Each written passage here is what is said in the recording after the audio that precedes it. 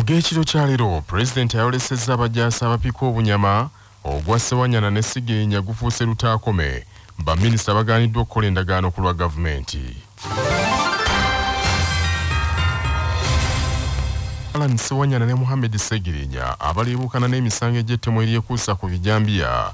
Omukazi omuyima yandibanga yabatulidde ku kisaabo kooti nate ebasindise ku alimanda baddeyo okutuuka ng'ennaku z'omwezi 27 omwezi guno nga gavumenti bwekyanoonyereza. Ababiri bano abadde bagoberera ebifa mu kooti e Masaka nga bali ku vidiyo bazziddwayo mu kkomera ekigo oluvannyuma lw'oludda oluwaabi okkabatema nti lukyakuŋŋaanya bujulizi. Ababaka bano gavumenti yabaggulako emisango 3 egy'ettemu nga lyekuusa ku b'ebijambiya abakyaka ennyo gye buvuddeko awo nga batigomya abantu b'e Masaka naye juuzi gavumenti yabongerako essango eddala ery'okubeera abatujju. Ababaka bano battunka ne Mike Sserwadda, Jude Mawanda, Bruno Wamala ne John Mugerwa. Gavumenti ebalumiriza nti okuviira ddala ku ntandikwa y'omwaka guno okutuuka mu Gwomuna awo beetaba mu ttemu eryo n'okulivujjira ne balivujjirira. Wabula munnamateeka w'ababaka bano Shamimu Malende yemulugunyizzaako ebitatambula bulungi mu musango ng'agambye nti obubonero bwonna obuliwo bulaga nti gavumenti omusango guno yaguyingirira dda. Amateeka go gakkiriza nti omuntu asobola okweyimirira era nga bwe basooka okufuna bbeera mu fayiro eyasooka. Naye kati embeera eriwo mu ggwanga yakwekweka nti omukulu yagamba nti abantu abali ku misango egya Naggomola ye abalaba ng'oredde be batemu. N'olwekyo babeereyo. Kyokka ng'ate b'ekitongole kyabwe kinoonyereza tekikola mulimu gwakyo mu biseera kuleeta bujulizi. N'olwekyo ffe tugamba nti omukisa gwandibaddewo. Kabe Kasinje na Katima ndibadde baweebwa dda bbeera ey'oku. Naye waliwo okutiisibwa waliwo embeera tetegerekeka mu ggwanga. Omumyuka w'omukulembeze w'eggwanga Jessica Lupo akuutidde baminisita okuuma ebyama bya gavumenti n'okulafubanira enkulaakulana ng'emu ku nnyingo ezirina okutambulizibwako enkola ya gavumenti. Abadde aggulawo olusirikale lwa baminisita e Kololo nga balambikibwa ku nkola y'emirimu, Jessica Lupo n'agamba nti okwasanguza ebyama bya gavumenti kiba kikyamu. Mu ngeri emu, Lupo alabudde baminisita okukomya okwepena entuula za kabinenti ne mu paalamenti nga beekwasa obusongasonga. Let's work as a team among ourselves as cabinet colleagues, but also with technical people in our sectors. Secondly, let's be accountable for our actions and how we spend our time. Thirdly, let's always stick to already established policies as we discharge our duties. And let's find a way at all times to have our sectors represented during the parliamentary sessions. Monthly top management meetings, colleagues, are a must. Most importantly, allow me also to request that you keep cabinet secrets as we swore an oath of secrecy in the commencement of our duties as cabinet colleagues. Ssaabaminisita wa Uganda Robin Nabbanja Musafiri yasinzidde mu lukuŋŋaana olwo n'Assabaminisita beeyise nga bannaabwe mu mawanga amalala batunde ekifaananyi kya Uganda ekirungi.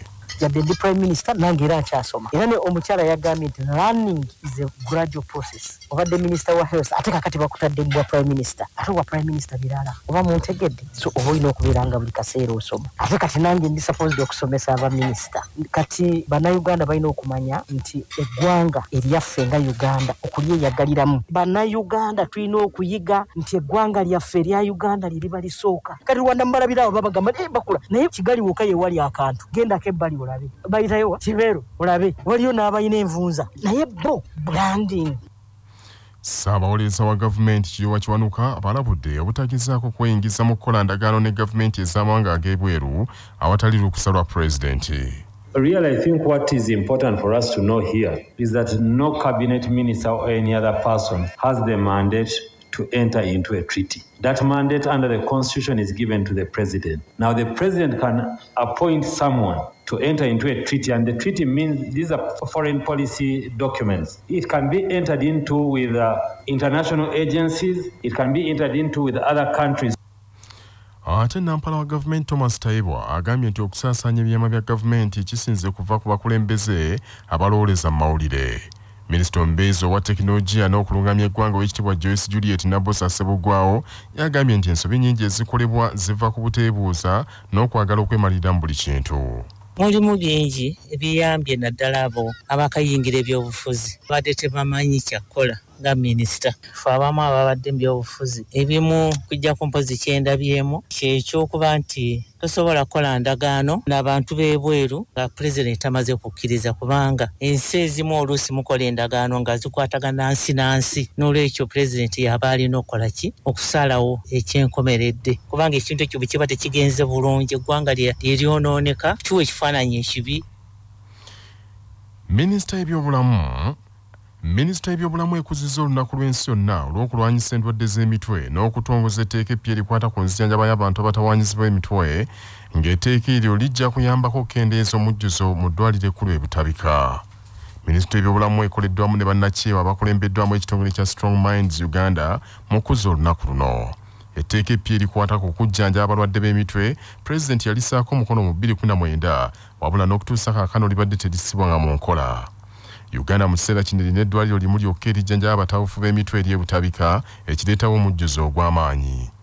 Dr. Hafsa Lukwata, kamisona minisita y'ebyobulamu akulira okujjanjaba emitwe, agambye nti etteeka eppya liwa olukusa amalwaliro ag'eddala erya Health Center 3 okujjanjaba abatawufu b'emitwe nga tebasindikiddwa ku ddwaliro ekkulu e Butabika. Etteeka lino liwadde obuyinza abantu abali ku levels eza wansi okugeza nga Health Center 3 oba Health Center 4 kasita wabanga waliwo omusawo, oyo omusawo aba asobola okujjanjaba omuntu omulwadde w'obwongo kusaba nga alinawo eddagala era nga ne byakola abitegeera. Kirungi ekiriwo nti sawo bangi batendekeddwa mu kujjanjaba abalwadde b'obwongo, so tulina essuubi nti etteeka lino ligenda tuyambako nnyo kubanga emabega kibadde tekikkirizika nga kyesaana basawo bakugwa eri waggulu bokka. Twagala kukendeeza ku referrals, si buli mulwadde nti ateekwa kugenda Butabika. Mulwadde genda mu ddwaliro erikuli okumpi, bw'obanga tofunyeewo obuyambi osobola okutwalibwa ku ddwaliro eriddako kasita wabanga waliwo omusawo n'eddagala eriteekwa okukujjanjaba.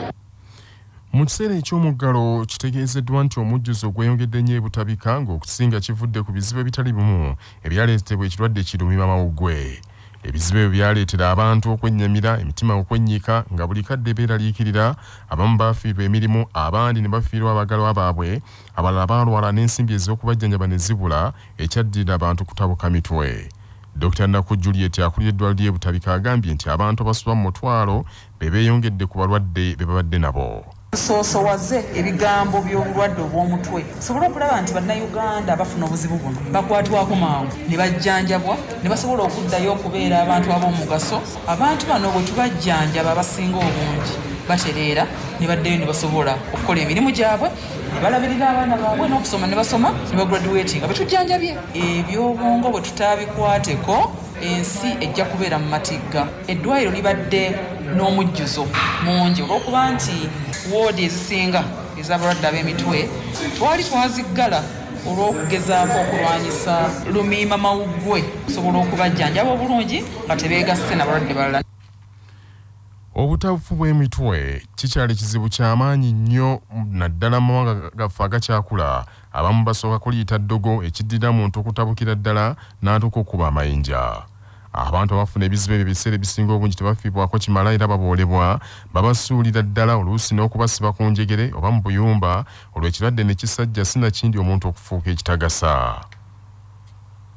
Minisita y'ebyobulamu mu bubaka bwe bwatisse Dr. Charles Olaro, Director Minisita y'ebyobulamu avunaanyizibwa ku by'obujjanjabi ebisookerwako, agambye nti keekadde kano gavumenti eyongere okusaasaanya obujjanjabi eyo mu bitundu n'okuteekawo abasawo abajjanjaba abalwadde b'emitwe mu buli disitulikiti. Abakulembeze ba gavumenti ya wakati aba disitulikiti y'e Kayunga mu ssaza Bugerere ne disitulikiti y'e Mukono mu Kyaggwe beeyamye okutuukiriza emisoso gyonna egy'obusenze ku ttaka ly'Obwakabaka mu bitundu ebyo. Abakulembeze b'e Kayunga bakulembeddwa mu Kaw Roselyn Adong ate ab'e Mukono bakulembeddwa mu ssente wa disitulikiti Reverend Peter Bakaluba Mukasa ng'obweyamo babukoledde mu nsisinkano n'abakulu mu kitongole kya Buganda Land Board ebadde wano ku kizimbe Masengere Mengo.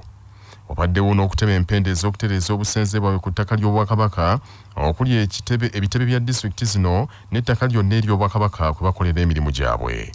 Ssenkulu wa Buganda Land Board omukungu Simon Kaboggoza agambye nti disitulikiti nnyingi tezinnaba kutegeera nsonga za ttaka lya Bwakabaka era azisabye okulabira ku Kayunga ne Mukono okufuna ebiwandiiko ku ttaka ly'Obwakabaka kwe bakolera emirimu. Districts ezisinga tezinnaba kutegeera nsonga eno era tezijjumbidde.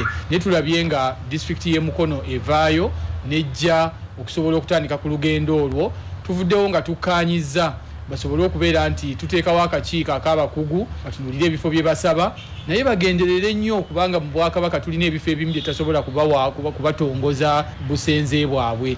Tebasobola kusaba kubatongoza wali kizimbe kya nyumba ya wagombolola oba lukiiko holo oba ekisenge ekiteesezebwamu. Tusisinkanye ekitali kya bulijjo district y'e Kayunga nga bavuddeyo nga bategedde nti Obwakabaka ye landlord kwe bakolera emirimu nga district n'ebitebe birala bingi ssaza lya Ssaabasajja Kabaka ery'e Bugerere. Nga era ffe tubeebaza okuvaayo ne balaba amazima, okuvaayo ne bamanya nti basobola kutuula ku ttaka ly'Obwakabaka Entende nga balina ebiwandiiko. Kawe Kayunga Roselyn Adongo yeeyamye nti okola omulimu gwonna ku ttaka ly'Obwakabaka baakusooka kufuna lukusa okuva mu Buganda Land Board. Ate ssente wa disitulikiti y'e Mukono Reverend Peter Bakalwa Mukasa naye agambye nti bakolera wamu ne Buganda Land Board okutereeza byonna ebyali byasoba.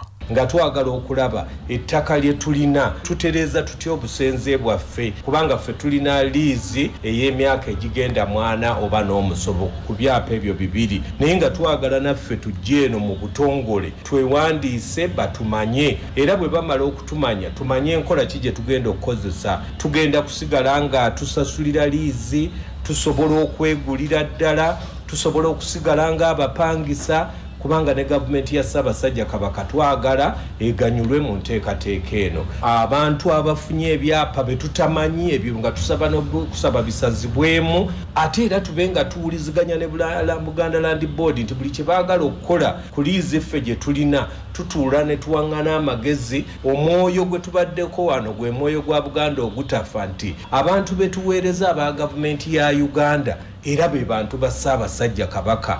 Manya obuvuno obuddo obw'eddembe lyo tonyigirizibwa. Ddembe lyo ery'obwebange. Ddembe lyo akutuusibwako langi ya Global Paints, langi esinga okunyiriza ate nga tekaddiwa erimbika eby'enjawulo. Saako Sahara Muchuzi Mix akanzaali akawembaazo obuwoomi obusukkulumu nga balina Sahara tangawizi tea amajaani agawa caayiwo eddekende. Singa omulamuzi w'eddala erisooka ateeka obukwakkulizo obukakakali ku muntu asabye okweyimirirwa, omuntu oyo waddembe okwekubirira enduulu eri omulamuzi omukulu Chief Magistrate nga munnamateeka Kasimu Ssekalema bw'annyonnyola nti omulamuzi ono w'eddala ery'owansi yanzikiriza okuyimbulwa naye n'ateekera kakakwakuliza akanene oba obukwakuliza obunene bwe sisobola kubeera nga atuukiriza. Okugeza ayinza okumusaba nti nga tonnaba kuyimbulwa sasula ssente ez'obuliwo nga nnyingi ng'omuntu oyo avunaanwa mazima ddala tasobola kubeera nga atuukiriza kakakkuliza ako, oba nti leeta paasipooti yo nga ne paasipooti gy'amusaba ono omuntu tagirina. Omulamuzi oli ow'eddala ery'owaggulu waddemu okubeera nga akyusamu obukwakkulizo ono bwe yatadde ku muntu asaba okweyimirirwa era n'aweebwa eddembe lye ery'okubeera nga yeeyimirirwa n'awoza nga ava wabweru paka omusango ogumuvunaana lwe gulibeera nga guwulirirwa ne gukomekkerezebwa. Waliwo ababaka ba Paalamenti abaagala gavumenti esseewo omutima gw'ensimbi obuwumbi 500 amasomero g'obwannannyini gazeewole gasobole okuvvuunuka embeera gye galimu eyava ku muggalo ng'ereetedde n'agamu okussibwa ku katale olw'okulemererwa okusasula amabanja. Omubaka omukyalo wa disitulikiti y'Ekyankwanzi Sendabula Christine Bukenya ssaako Mike Mawanda owa Igara East n'abalala ekiteeso kyo bakyanjudde mu kakiiko ka Paalamenti akalondoola ebyenjigiriza n'emizannyo. Christine Sendabula annyonnyodde nti mu kunoonyereza kwabwe kwe bakoze batuuka okuvaayo n'ekiteeso eky'engeri yo bakizudde nti amasomero gatubidde n'amabanja nga bw'oba gagasegase awamu gali mu triliyoni 2 n'okusoba so nga amagoba ku mabanja ago gakula buli lukya. Omubaka oyo ategeeza akakiiko nti abasomesa mu masomero g'obwannannyini abakunukkiriza mu 4,000 n'abakozi abatali basomesa baafiirwa dde emirimu olw'omuggalo guno nga n'amasomero agamu gasalirako ddala abakozi abalala bali eyo bennyika dda mitima gyabwe n'ekyokukola tebakimanyi. The education-related debt burden is close to 2 trillion shillings with increasing interest charged at a very high rate of 22% to 26% every single day, causing a great risk as banks run out of patience for these non-performing loans. As a result, some schools are at a verge of being auctioned. The loss of revenue has impacted on employment capacity in the private education subsector. Ababaka bano basabye gavumenti ebeeyakisa eteekewo omutima gw'ensimbi obuwumbi 500 amasomero geewule ku magoba amasaamusaamu gasobole okuvvuunuka embeera. Abagoba ba taxi ku stage y'Entebbe mu paaka empya wano mu Kampala basatira olw'okufuna ekiwandiiko okuva mu kitongole ki KCCA nga kibalagira okwamuka paaka eyo. Bakulembeddwa ssente waabwe Bossa Mohammed ne bategeeza bannamawulire nti KCCA yabalagidde bagende mu paaka y'omu Kisenyi bo kibagambye nkigenda kubataataaganya. Bagamba nti bannaabwe ku stage y'Entebbe bagoba bwe batyo mu paaka enkadde era kaakano balaajanira mu paaka ya Usafi nga tebalaba ku basaabaze. Mulanga gwaffe bugenda eri executive director atuyambe bannange tuli bubi. Mwami Lirimbaza ayina ebigendererwa bye. Ssenyonga Adam vice chairman Entebbe stage banemeredde okukola enteekateeka z'okujjamuruka ku makubo olwekyo tukubira omulanga Jeno Katumba Wamala. Amanya Simakula Joseph Entebbe stage bannaye tulina obulumi niyo paaka tumazeewo emyaka 3 nga tusanvinga twajjirwa ekizibu deputy Idi naye obuzibu buva okukulaakulanya bizimbe bya mugagga mu Kisenyi deputy Idi bamutugambireko. Amanya Kigula Bosco gye baagala otutwala teri security bantu gye bayinza kutambuliramu. Nze mulumba Isima ku Entebbe stage mtex obulungi bwe tuyina ku stage yaffe bungi naye oyinza kumpa nsonga ki stage emazeewo emyaka 30 lwaki ogijja mu paaka ya gavumenti wakati naye bannange tufa tusaba buyambi okuva eri gavumenti. Wabula mu kwogerako n'omwogezi wa KCC Robert Kalumba ategeeza nti KCC terina nteekateeka yonna yakuba ba taxi mu paaka empya nti kirabika ebbaluwa abakulu abo bagisomye kifuula nnenge. Tewali gwe tugobye tewali gwe tugenda okugoba. Kasaba ebbaluwa egamba engage kigeza kuteesa banaye musome ebbaluwa bulungi. Tewali wegamba nti mufulume paaka nedda n'egyo mikwano gyaffe ate baddawa. Katulina okulaba tukolagana ffenna tukoze tutya mutuwa solutions ki tukyuseemu wano izo tuzidde wano oba tuyite wano oba tukole kino kye twagala. Amawulire g'ebyemizannyo mu mawulire gaffe agacya Basafama gakutuusibwako pikipiki TVS 125 eyajja okugobako obwavu kati nno gyeyune okuva mu Yuvraj ebbanda.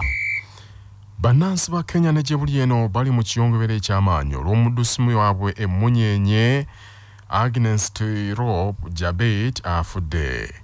Ono asangiddwa ng'afiiridde mu maka ge Kenya wabula abadde ajjudde enkwagulo n'embale ku lubuto ne mu bulago. Agnes Tirop Jabet afiiridde ku myaka egy'obukulu 25 gyokka. Ajjukirwa nnyo olw'okwetaba mu mpaka z'Olympics ezali Tokyo, Japan mwe yamaliriza mu kifo ekyokuna mu misinde gya mita 50,000. Poliisi ya Kenya enoonyereza ku buzibu emisango etandikiddewo okunoonyereza ekivuddeko omudduso ye munyenye okufa. Ono abadde yakateekawo likodi y'abakazi ey'ensi yonna misinde gya kilometers 10 e German mu mwezi oguwedde ng'ajjukirwa okuwangula omudaali ogw'ekikomo mu mpaka za mita 1000 eza World Athletics Champions ezaaliwo mu 2017 ne 2019. Nga tugenda mu gebweru sooka ojjukire bino nga bikutuusibwako Yugachi Poultry Breeders abalina emmere y'enkoko ey'omulembe ezikuza obulungi. Olwaleero 13 omwezi ogw'ekkumi Omuganda aguyita mukulukusa bitungotungo omwaka 2021. Bwe lwaliwo eruti mu 2015 Professor Gilbert baali baseka Bukenya yayabulira ekibiina kye kye yali yakatandikawo ekya Party for National Unity PNU n'addayo mu NRM gye yali yadduka. Kulaba ekibiina kya PNU baalangirira omusika wa Bukenya ng'ono yali Inginiya Christopher Ssenyimba. Baategeeza nti Bukenya okwabulira ekibiina ekyo n'addayo mu NRM musajja mukulu oyo yakikola ku bubwenga omuntu nti yasooka kubeebuuzaako mu ngeri eyo nga balina okujjusa ekifo kye. Olukiiko olufuzi olw'abantu omwenda lwatuula e Lubaga bwe baali batadde ofiisi z'ekibiina ne balangirira Ssenyimba ng'omukulembeze w'ekibiina ekyo. Professor Bukenya okuddayo mu NRM yali kyajjeegatte ku ludda oluvuganya era mu kuvaayo yategeeza nti Mwai Museveni yali agenye ng'ekiseera kyatuuka dda awummule kyokka mu myezi 4 gyokka omukulu ebigambo bye yabirya olwo n'alangirira nti waakunoonyeza Museveni akalulu. Amawulire okuva ebweru w'eggwanga nga gakutuusibwako Heritage Family Center abateekateeka abatuuse okuyingira obufumbo basange ku Heritage Plaza e Nansana oba ku mitimbagano gyabwe. Omufuzi wa North Korea n'antabwa ekibira Kim Jong-un nate akozeewo akatiisa bw'ategese omwoleso gw'abajaasi baabwe ba muntu nsolo nga balaga ensi yonna nga bapika obunyama n'okukola obukolomooni okwongera okukakasa abalabe ba North Korea tube beetantala okumulumba ajja kuba betenta. Omukulu omwoleso agutadde mu kibuga ekikulu Pyongyang ye kennyini abaddewo nga apoota buliro abantu abulijjo n'abanene mu gavumenti ne baliisa ku maaso nga bajaasi baabwe boolesa obukodyo ng'obumu bwesiwaza n'okwesiwaza. abalenzi balabiddwa nga bamementula zibulooka ezikoleddwa mu sementi ezimanyiddwa ennyo nga 99 bakira bakozesa ngalo zaabwe babadde bakozesa ngalo zaabwe nga tebambadde kantu konna abalala beebase ku bubaawo obwakubiddwamu emisumaali abandi ne bateekawo emibiri gyabwe ne babasizaako bulooka nga bakozesa ennyondo n'ebirala ebiringa ebyo. Abasinze okwesisiwaza abalabi be bajaasi abaweseemu emitayimbwa ne bagifunya nga bakozesa bulago bwabwe awatali kugikwatako ate abalala bakutte enjegere ne bazikutulakutula. Omwoleso gw'abajaasi guno bwe guwedde olw'omusaayi muto Kim Jong-un n'afuguma alangidde Abamerika nti bakalinkwa abawedde emirimu nti emirundi mingi Amerika ebadde ng'ewooza nti terina lutalo lwonna na North Korea kyokka nti bw'evaawo ng'epokera mulirwana waabwe South Korea ebyokulwanyisa. Akinoganyiza nti abajaasi baabwe okwolesa obukodyo kigendereddwamu kulaga bumalirivu amagye gaabwe bwe galina mu kuuma ensi yaabwe nga ntebenkevu. Agambye nti n'ekyokugezesanga ebyokulwanyisa byabwe tebalina gwe balumbagana wabula bagezaako kulaga nsi nti North Korea neetegefu okwerwanako singa eba erumbiddwa. Ayogeddeko ati nti ye talina buzibu bwonna n'egyo emizinga egikozesa amaanyi ga nuclear gye bagezesa entakera nti era agyagala nnyo. Bannaffe ag'essaawa zino kangamalirize mu bufunze. Ababaka ba Parliament ababiri Alan Ssewanyana ne Mohamed Ssegirinya abaleebuukana n'emisango egy'ettemu eryekuusa ku b'ebijambiya. Omukazi omuyima yandibanga yabatulidde ku kisaabo kooti nate basindise ku alimanda okutuuka nga 27 omwezi guno nga gavumenti bw'ekyanoonyereza. Minisitule y'ebyobulamu ekuzizza olunaku lw'ensi yonna olw'okulwanyisa endwadde z'emitwe n'okutongoza etteeka eppya erikwata ku nzijanjaba y'abantu abatawaanyizibwa endwadde z'emitwe ng'etteeka eyo lijja kuyamba okukendeeza omujjuzo mu ddwaliro ekkulu ery'ebutabika. Waliwo ababaka ba Parliament abaagala gavumenti eteekewo omutima gw'ensimbi obumbi 500 amasomero g'obwannannyini geewole gasobole okuva mu mabanja. Omufuzi wa North Korea n'atabwekebera Kim Jong-un akoze akatiisa bw'ategese omwoleso gw'abajaasi baabwe ba muntu nsolo nga balaga obukodyo bwabwe n'obukolomooni okwongera okukakasa abalabe ba North Korea nti singa baneetantala okumulumba ajja kuba betenta. Ge mawulire ekiro kya leero agundegunde maaso moogi.